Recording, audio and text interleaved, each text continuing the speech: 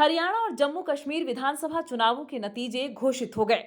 जम्मू कश्मीर में अपनी सहयोगी नेशनल कॉन्फ्रेंस के साथ कांग्रेस सरकार बनाएगी, तो हरियाणा में भाजपा अपने बूते। भाजपा 2014 में मिली 47 सीटों से भी इस बार आगे रही। माना जा रहा था कि लगातार 10 साल सरकार में रहने के कारण भाजपा के खिलाफ जबरदस्त एंटी इनकम्बेंसी है। कई अन्य ताजा मुद्दों को जोड़कर कांग्रेस भाजपा को जरूर शिकस्त देगी, मगर ऐसा नहीं हुआ।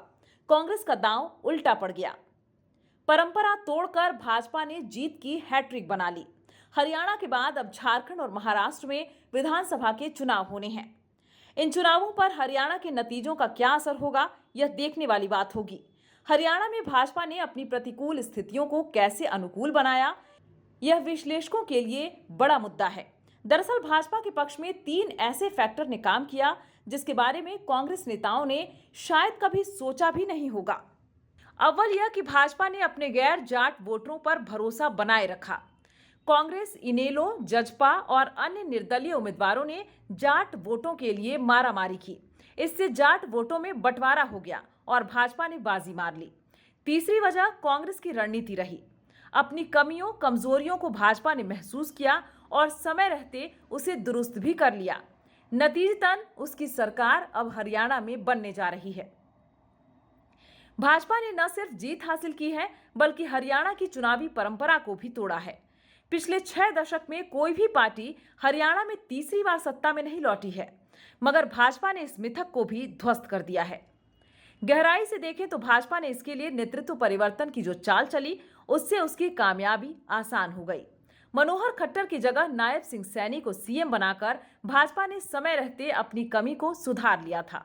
माना जा रहा है कि भाजपा ने दूसरी बार मनोहर खट्टर को गद्दी सौंपी होती तो लोकसभा चुनाव के परिणाम भी 2014 जैसे ही आते।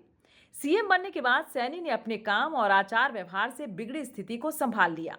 हरियाणा की राजनीति में अब मनोहर लाल खट्टर पर सैनी भारी पड़ेंगे, यह बात तो तय है। मनोहर लाल खट्टर की भद्द तो उसी दिन पिट गई थी जब उन्होंने कांग्रेस से अशोक तंवर को तोड़ा था।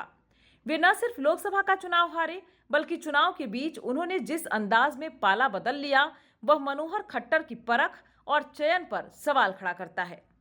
बहरहाल खट्टर हरियाणा की सियासत में अब उतने प्रभावी नहीं रह पाएंगे जितने सैनी होंगे। सैनी ने कहा भी था कि अगर भाजपा असफल होती है तो उसके अनुकूल नंबर नहीं आते हैं तो यह उनकी जिम्मेदारी होगी।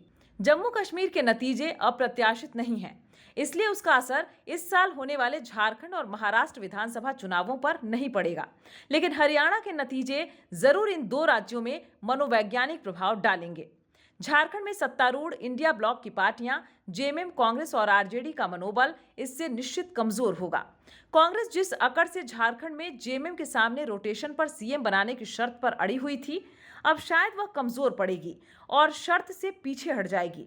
रोटेशन के सवाल पर ही अभी तक झारखंड में इंडिया ब्लॉक में सीटों का बंटवारा नहीं कर पाया है, जबकि एनडीए में सीटें बढ़ चुकी है और अगले 2-4 दिनों में उम्मीदवारों की घोषणा भी होनी है।